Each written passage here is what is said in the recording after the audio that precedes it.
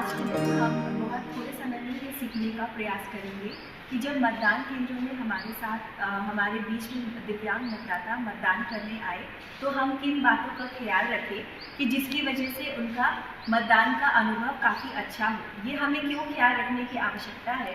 क्योंकि हमारे हाथ पैर कान मुंह आँख बहुत अच्छे से काम करती है और हमारे पास इधर उधर आने जाने में किसी प्रकार की समस्या नहीं है।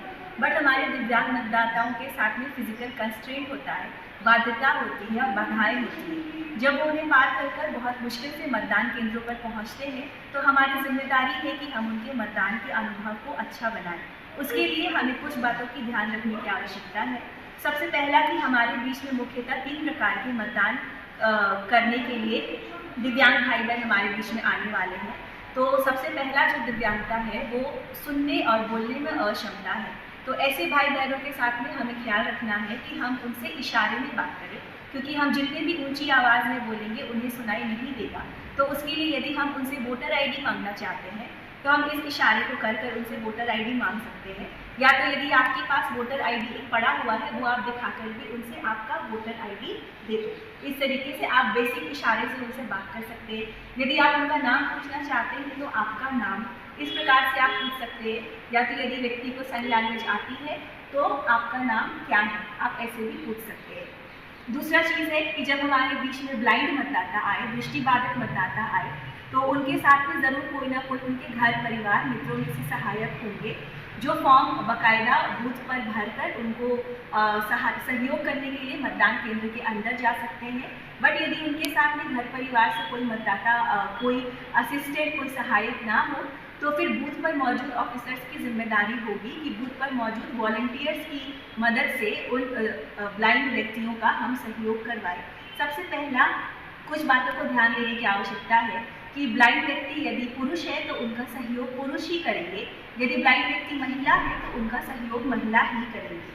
उनको मदद करने का भी कुछ तरीका है। सबसे पहला कि जो वॉलंटियर है वो उस ब्लाइंड व्यक्ति को पकड़ने के लिए अपना हाथ देंगे, प्रेफरेबली बायां हाथ देंगे तो बहुत अच्छा होगा, और वॉलंटियर उनसे एक कदम आगे चलेंगे और वॉलंटियर धीरे धीरे चलेंगे, उनसे एक कदम आगे चलेंगे और वॉलंटियर को यह बोलते बोलते चलना है कि अब हम 10 कदम सीधे चलने वाले हैं।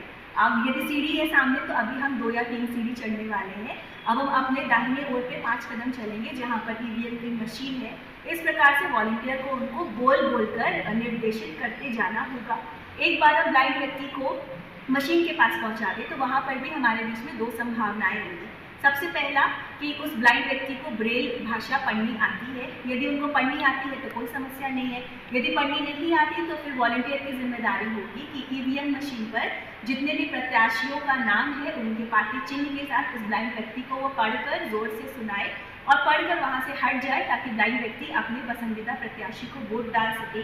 वॉलंटियर को 2-3 चीज़ें वहाँ पर नहीं करनी है। वॉलंटियर को वोट की ताका झांकी नहीं करनी है, ना ही वॉलंटियर को हड़बड़ी में उस ब्लाइंड व्यक्ति के एवज में कोई बटन दबाकर आना है। पोल पे मौजूद कोई भी ऑफिसर कोई भी वॉलंटियर ईवीएम मशीन के आसपास भी नहीं भटकेंगे और जिनका वोट है वो काफ़ी गोपनीय तरीके से हमारे दिव्यांग भाई बहन दे सके यह सुनिश्चित करेंगे।